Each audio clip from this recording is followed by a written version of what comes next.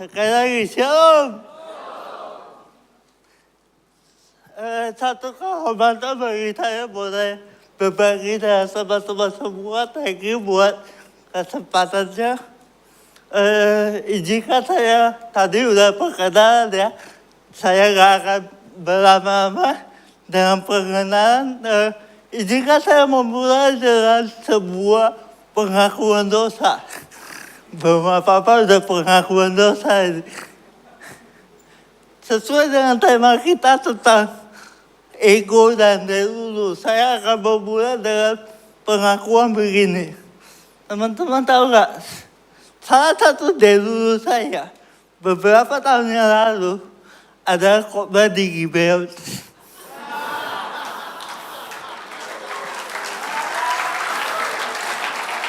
Tapi mohon maaf, karena sudah jadi kenyataan, udah bukan delulu. Ya, oke, biar agak santai gitu ya. Ya, tadi udah diperkenalkan sama saya Hatta. Hari ini saya tidak akan terlalu masuk detail dengan kesaksian saya. Kenapa? Karena saya rasa untuk detailnya teman-teman buat yang tertarik sudah bisa nonton di YouTube. 2 kali saya sudah diminta untuk menggali kisah hidup saya di Solusi dan Good News oleh anugerah Tuhan. Jadi saya pikir ketika saya diundang untuk kesaksian, saya ingin fokus pada untuk memberikan sebuah framework, sebuah cara pandang. Karena begini teman-teman, seringkali ketika saya diundang untuk kesaksian, yang terjadi adalah orang mendengar cerita saya, tapi salah fokus. Orang mendengar kesaksian saya, orang mendengar apa yang saya ceritakan, tetapi mereka tidak menangkap pesan yang saya sampaikan. Jadi saya berharap kalau teman-teman pulang dari tempat ini, dan teman-teman bilang begini, wah tadi Pastor Hatta ceritanya luar biasa ya. Nah itu salah fokus. Amin. Kenapa? Karena tujuan dari kesaksian kita bukan untuk menceritakan tentang siapa kita. Saya ulangi, tujuan dari kesaksian kita bukan sekedar untuk menceritakan tentang siapa kita, tapi untuk menceritakan tentang siapa Yesus dan apa yang dia sudah lakukan. Amin. Dan untuk itulah saya akan ajak kita untuk mulai dari baca sebuah ayat di Kisah Rasul pertama ayat ke-8. Kita baca bersama. 3, 2, 1.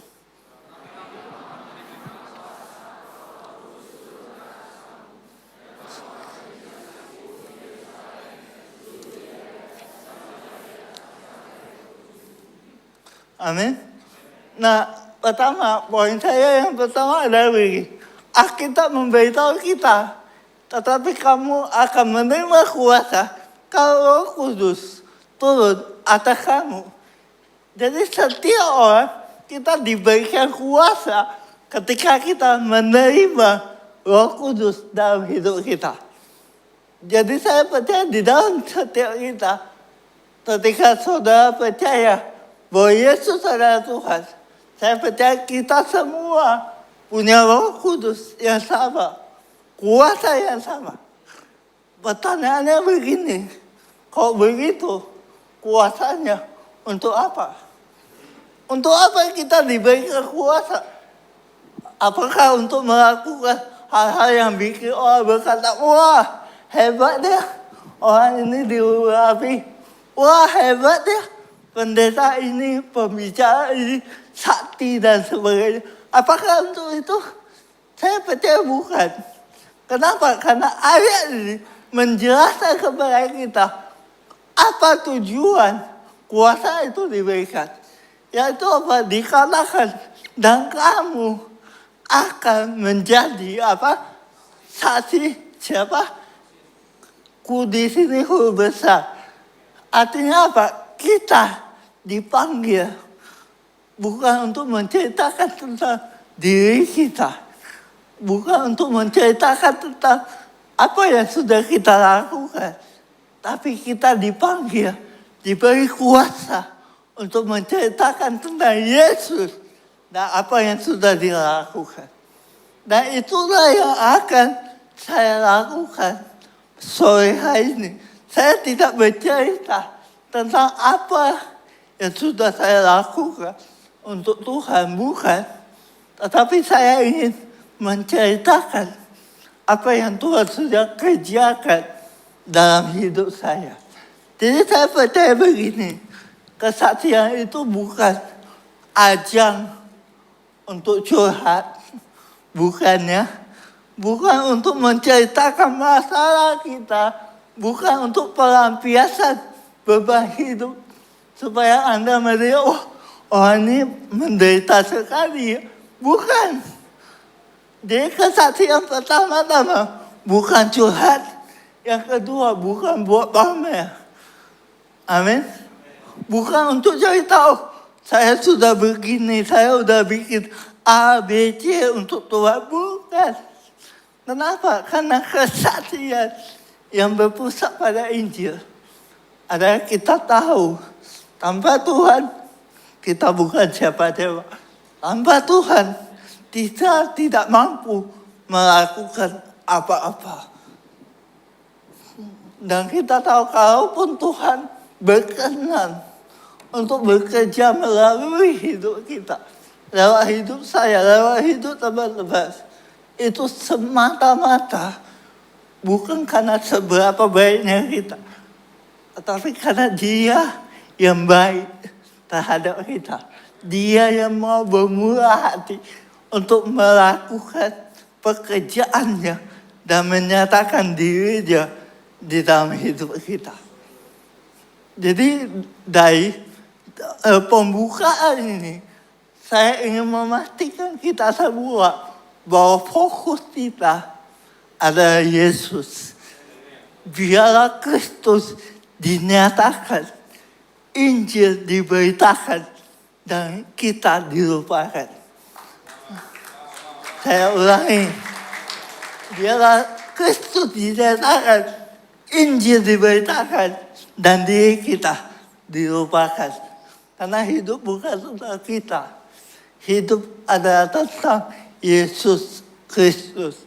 Nah, saya akan mulai dengan mengajak kita untuk merenungkan kisah hidup kita, teman-teman.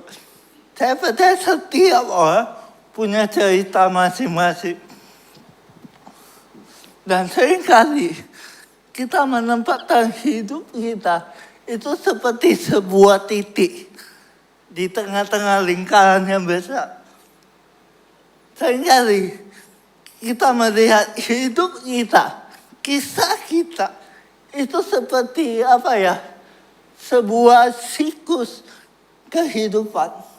Maksudnya apa? Maksudnya begini, kita lahir ke dalam dunia, orang berpikir begini, kisah hidup itu ketika saya lahir, saya besar, kemudian sekolah, setelah sekolah saya kuliah, habis kuliah saya nanti akan kerja, setelah kerja saya mungkin akan nikah, punya anak, punya cucu tua, setelah tua nunggu mati. Itu namanya bagaimana semua orang melihat siklus kehidupan. Ketika kita melihat siklus kehidupan yang dunia buat di hadapan kita, kita mulai bertanya begini, kira-kira hidup saya itu lagi di fase apa? Saya lagi di bagian mana? Saya lagi kuliah, ada yang lagi bergumul, mungkin lihat yang lain, umurnya sama, udah ada yang menikah, udah ada yang punya anak. Kita terjebak ketika kita melihat hidup berdasarkan sebuah siklus. Maka ini yang terjadi. Kita terjebak dengan kronologi yang dunia bikin. usia sekian sampai sekian, kamu harus di fase kuliah, kerja. Lalu usia sekian, kamu harus menikah, punya anak dan sebagainya. Kita melihat hidup kita di dalam sebuah siklus kehidupan. Dan coba tebak, ketika kita terjebak di dalam siklus kehidupan, kita mulai membanding-bandingkan diri kita dengan orang lain. Kita mulai berpikir, harusnya ketika saya sampai pada usia segini, harusnya saya seperti yang lain. Kenapa yang lain udah A, B, C? Kenapa saya belum? Waktu saya umur 25 tahun ke atas, teman-teman saya udah pada menikah, udah pada kerja, punya anak. Saya udah mau 30 teman-teman, baru mulai kuliah. Dan teman-teman tahu dulu saya berpikir, kok hidup saya gak seperti yang lain. Tapi ketika saya mengerti Injil, saya mulai dipercayakan pelayanan. Saya dengar banyak cerita, saya baru tahu apa yang kita lihat di luar tidak seperti apa yang ada. Tidak seperti kenyataan. Kenapa? Karena teman saya ada yang sudah menikah, sudah punya anak. Tahu gak sekarang lagi ngapain? Lagi mau cerai. Kenapa? Karena ternyata kehidupan yang dia tampilkan tidak dijalani sebagaimana yang dimaksudkan. Dan siklus hidup membuat kita membandingkan diri kita dengan orang lain. Tapi tahu gak, dalam rencana Allah, hidup kita bukan hanya sekedar mengikuti kronologi yang dunia tetapkan. Tuhan punya rencana dalam hidup kita. Tuhan punya kehendak dalam hidup kita. Bahkan dalam kisah Allah, kehendak Tuhan atas hidup kita itu bukan dimulai waktu kita lahir. Dalam rencana Allah, hidup kita tidak dimulai waktu kita lahir. Hidup kita dimulai jauh sebelum kita ada. Alkitab bilang sebelum hari-hari kita itu sudah dicatat di tangan Tuhan. Bahkan sebelum satu pun terbentuk.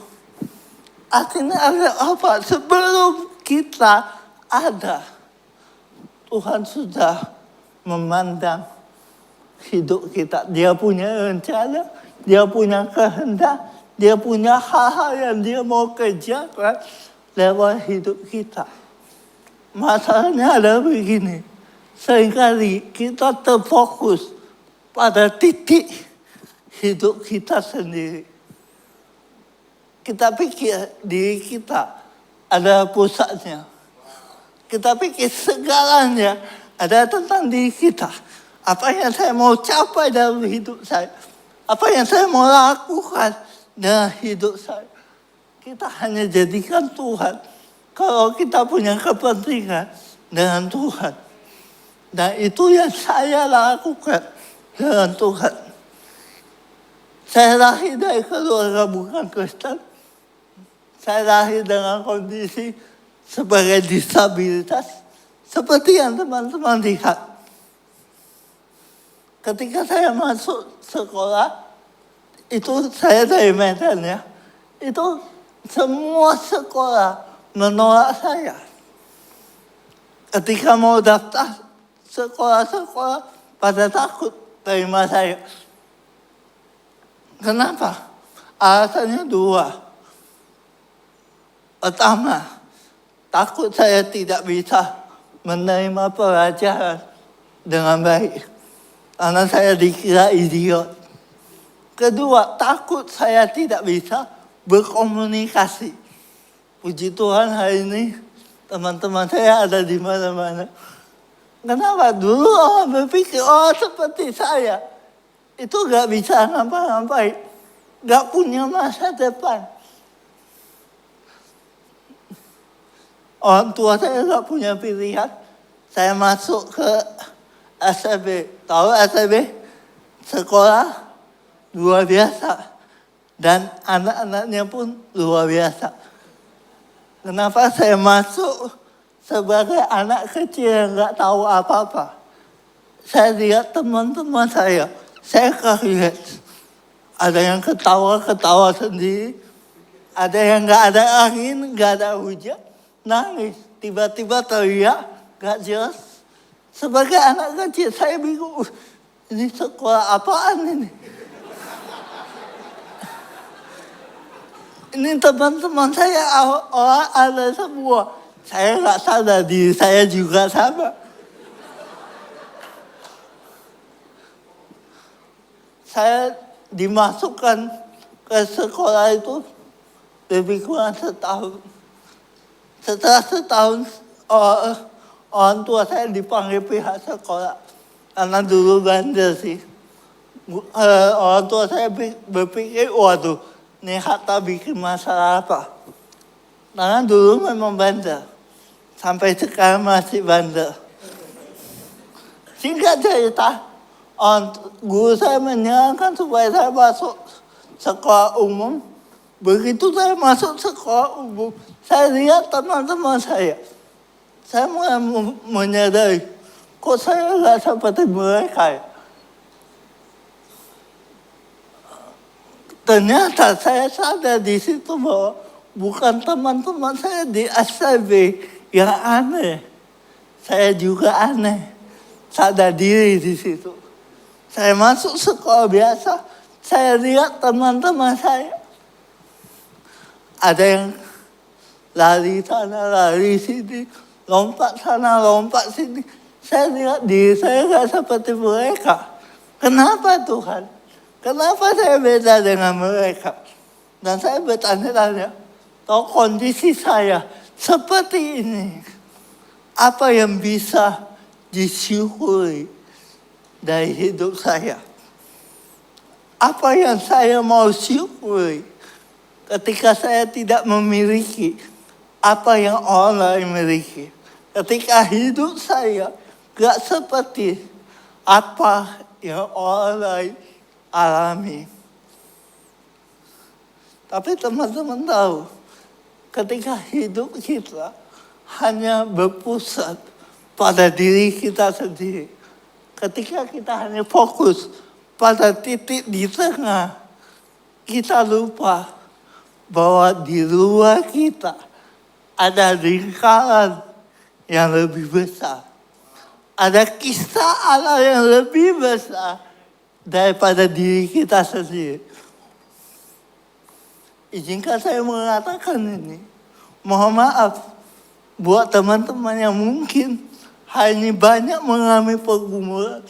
Saya mau bilang, sorry, hidup bukan tentang kita. Seringkali kita mengejar banyak hal untuk diri kita. Kita mengejar banyak hal untuk kepentingan kita. Kita mengejar banyak hal untuk memenuhi diri kita. Tetapi setiap pengejaran kita akan selalu membawa kita pada keputusasaan. Jadi ketika saya melihat diri saya, ini yang terjadi. Saya melihat diri saya penuh dengan ego, penuh dengan delusi. Dan saya melihat diri saya itu seperti di dua ekstrem. Kenapa? Saya dibully, saya diejek, saya dipermalukan ketika apa? Hidup saya tidak seperti yang lain. Teman-teman tahu, waktu saya dibully, apa yang saya lakukan? Saya mungkin nggak seperti anak lain. Anak lain diajak dibully, mungkin nangis, betul ya? Mungkin sembunyi lari, ketakutan. Saya enggak. Saya dibully, saya diejek. Orang yang ngejek saya, orang yang menghina saya ajak berkelahi. Kenapa pada ketawa? Gak percaya? Mau coba? Oh enggak. Bercanda. Tapi itu yang saya jalani. Kenapa saya dibesarkan dengan nasihat orang tua zaman dulu. Orang tua saya berkata begini, kamu itu ya beda dari yang lain. Jadi kamu gak boleh tampak lemah. Kamu harus tunjukkan, kamu bisa, kamu mampu, kamu kuat. Ketika saya bertumbuh banyak seminar motivasi berkata, wah kamu punya bakat. Kamu lebih kuat dari yang kamu pikirkan. Saudara, itu bukan Injil. Motivasi berkata kita lebih kuat daripada yang kita pikirkan. Tapi Injil berkata kita lebih lemah daripada yang kita bayangkan. Kita lebih lemah daripada yang berani kita akui. Tapi ego kita selalu ingin tampil hebat. Kita selalu ingin membuktikan diri. Kita selalu ingin menunjukkan. Saya tak boleh diremehkan. Saudara tahu apa ujung dari mencoba untuk berusaha tanpa kuat? Ujungnya apa? Capek. Kenapa? Ketika hidup kita ada pusatnya. Ini yang terjadi. Segala sesuatu akan mencoba menekan diri kita. Dan ketika saya menempatkan diri saya di pusat dari cerita saya, maka semua hal yang saya gumulkan itu menghancurkan diri saya. Ego saya berkata, saya mampu. Tapi pada kenyataannya, saya ingin teriak. Saya putus asa. Akibatnya apa? Saya mulai mengalami delusi. Delulu. Waktu saya dikasih tema ini, oh, apa itu delulu? Saya mesti cari di Google sama Kak Kristo. Apa itu delulu? Rupanya delusi. Delusi saya apa? Saya berpikir hidup saya akan berubah jika Tuhan melakukan sesuatu untuk saya. Hidup saya akan berbeda kalau Tuhan bikin saya seperti orang lain. Ketika saya bertobat, saya jadi Kristen. Orang-orang berkata begini, kalau kamu percaya Yesus, Yesus bisa menyembuhkan kamu. Amin, puji Tuhan. Waktu itu saya kejar yang namanya kesembuhan.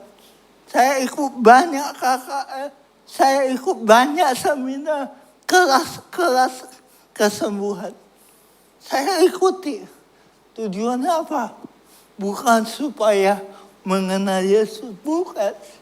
Saya cuma pengen sembuh. Jadi waktu saya lihat kembali ke hidup saya yang dulu, sebelum saya percaya Yesus, ini yang terjadi teman-teman. Saya menemukan bahwa saya terjebak dalam pola yang sama. Sebelum saya kenal Yesus, sebelum saya percaya Tuhan, orang tua saya sering bawa saya dari satu rumah sakit ke rumah sakit yang lain. Dari pengobatan medis sampai pengobatan alternatif. Tahu pengobatan alternatif? Itu kertas dibakar, diminum. Itu saya coba. Mulai dari yang medis sampai yang aneh-aneh. Saya dibawa. Tujuannya apa? Biar sembuh. Ketika jadi Kristen, saya pikir hidup saya akan berubah.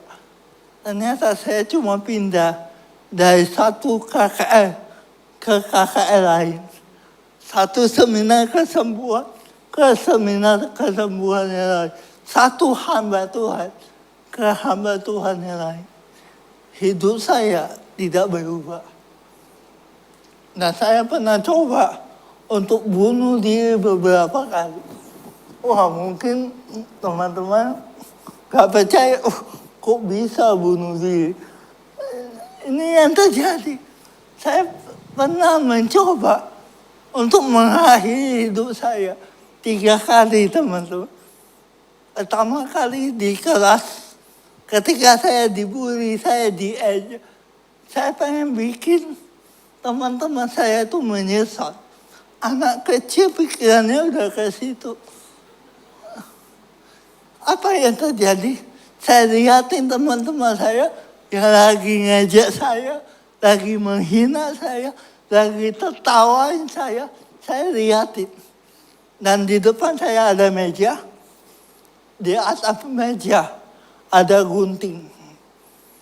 Saudara sudah bisa tebak apa yang saya mau lakukan. Saya ambil gunting, saya tusuk ke dada saya. Dan teman-teman tahu, rasanya sakit sih. Ya pastilah. Rasanya sakit. Tapi membal. Kenapa? Bukan karena sakti, bukan. Tapi waktu saya lihat guntingnya, saya baru sadar. Ternyata guntingnya kurang tajam. Salah ambil gunting. Percobaan pertama gagal. Kedua kali, saya pernah coba untuk lompat dari lantai 3 gedung sekolah. Kasusnya sama, dibully, diejek, dihina, dipermalukan. Saya udah mikir gimana ya, kenapa orang-orang seperti itu? Waktu saya diajak, saya lari ke lantai 3 gedung sekolah. Di samping gedung sekolah itu biasa ada balkon. Tahu ya, saya panjat dari atas balkon, saya lihat ke bawah. Tinggi juga. Ini pengen lompat, pengen bunuh diri. Tapi mikir-mikir dulu, nyarinya kurang. Mikirnya gini, ini contoh ciri-ciri bunuh diri tapi gak niat. Contohnya kayak saya mikir begini, ini kalau saya lompat dan saya mati, mending. Tapi kalau saya lompat dan ternyata saya gak mati, lah ini ya repot. Jadi saya mulai mengkalkulasi, mati gak ya? Lantai 3 bro, nanggung. Kalau gak mati paksa tulang lebih repot. Tapi saya udah di atas. Masa saya gak ngapa-ngapain? Teman-teman tahu ini yang saya lakukan. Saya bikin heboh satu sekolah. Bikin pengumuman. Oi, saya mau lompat nih. Tapi gak lompat, cuma teriak. Kayak orang gila. Woi, saya mau lompat nih. Saya mau mati nih. Satu sekolah heboh. Guru petugas pada naik ke atas. Tarik saya. Gak jadi bunuh dia. Percobaan kedua. Gagal.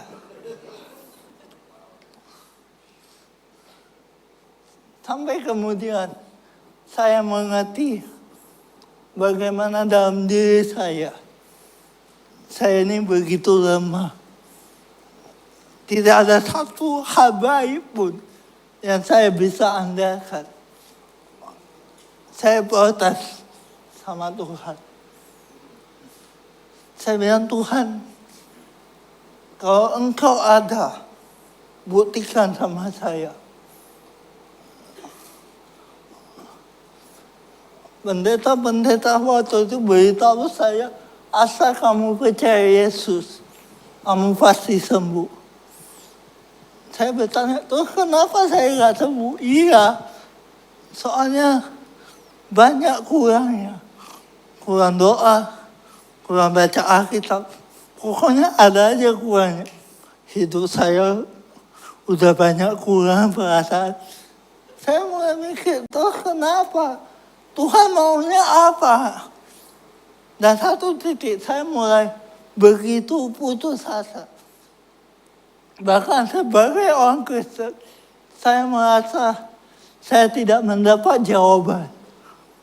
Ini yang terjadi. Saya berlutut di kamar saya. Saya berteriak kepada Tuhan. Saya berdoa, saya bilang, Tuhan, kenapa hidupku seperti ini? Tuhan, kenapa Engkau tidak melakukan apa-apa? Saya pengen sembuh, Tuhan. Kenapa Tuhan tidak menyembuhkan saya? Saya teriak. Saya bilang, Yesus, katanya Engkau mengasihi saya. Kok orang lain didoakan sembuh, kok saya tidak? Saya selalu membandingkan diri saya dengan yang lain. Saya bilang, Tuhan, kok Tuhan tidak melakukan seperti yang orang itu alami? Dan saya bilang gini malam itu sama Tuhan, Yesus, kalau Engkau memang Tuhan, saya nantangin Tuhan. Kalau Engkau memang Tuhan, buktikan sama saya, sembuhkan saya. Tapi kalau Tuhan tidak mau menyembuhkan saya, ya udah ambil hidup saya. Saya minta mati sama Tuhan. Saya bilang malam ini kalau saya tidur, saya gak pengen bangun lagi. Saya gak pengen buka mata lagi. Apa yang terjadi? Besok paginya bangun lagi. Waktu saya bangun, saya lihat kondisi saya. Bingung, gak terjadi apa-apa. Saya bertanya, Tuhan maunya apa? Minta mati, gak mati. Minta sembuh, gak sembuh. Tuhan maunya apa? Di tengah-tengah kebingungan itu, saya mulai baca Alkitab. Makanya yang ngubah saya bukan khotbah pendeta, bukan. Yang ngubah saya firman Tuhan. Dan ketika saya buka Alkitab, saya bolak-balik halaman. Saya bolak-balik. Saya ketemu satu ayat. Dan saya akan tutup di sini. Mari kita baca bersama 3, 2, 1.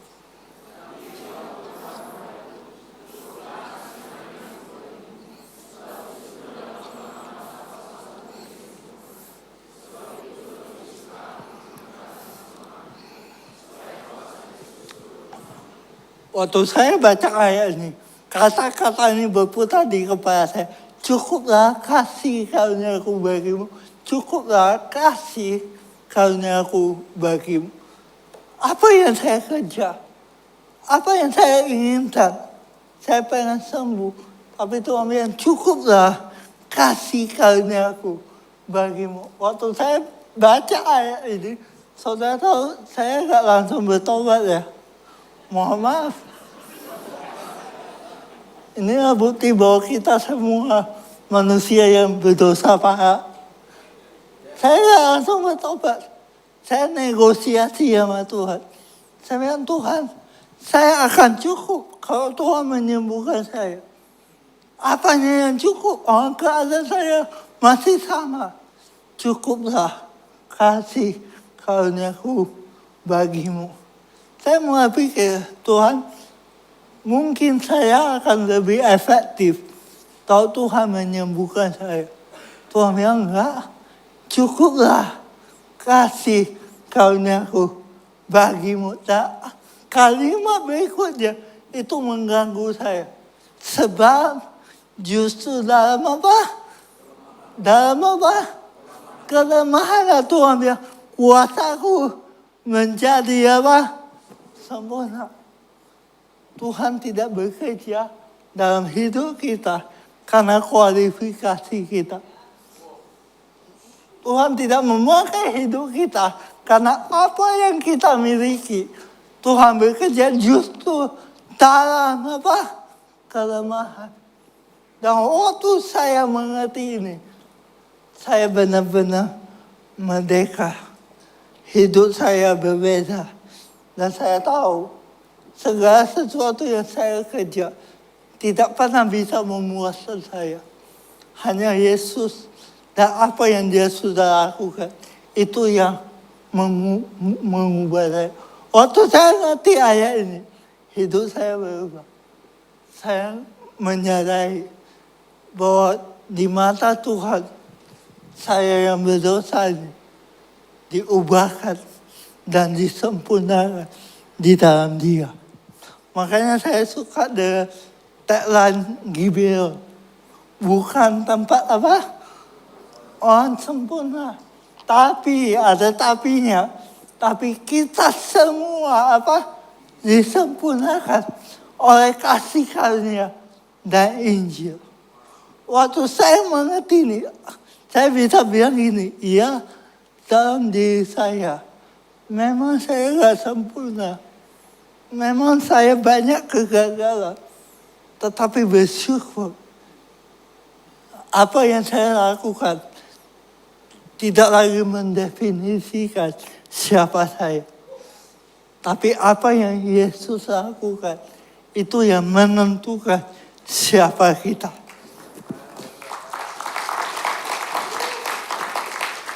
Ego kita, delusi kita akan selalu berkata, saya tidak cukup, saya mau jadi cukup, saya mau dapatkan ini, saya mau lakukan ini, supaya saya menjadi cukup.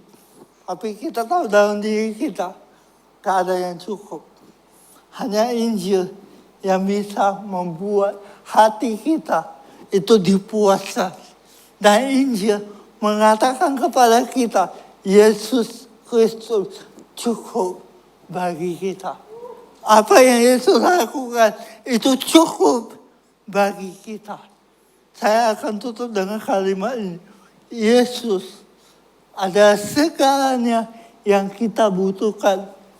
Karena Dialah satu-satunya yang kita miliki. Saya ulangi, Yesus adalah segalanya yang kita butuhkan. Karena Dia adalah satu-satunya yang kita miliki. Ketika mujizat tidak terjadi, ketika pertolongan tangan Tuhan seolah-olah tidak kelihatan, ketika doa kita tampaknya tidak terjawab, ingatlah Bapa di surga sudah memberikan Yesus untuk saudara dan saya. Bapa di surga memberikan Yesus dan Yesus sudah mati dan bangkit untuk kita. Itu adalah bukti terbesar bahwa Dia telah mengasihi kita dengan sempurna. Thank you, God bless you.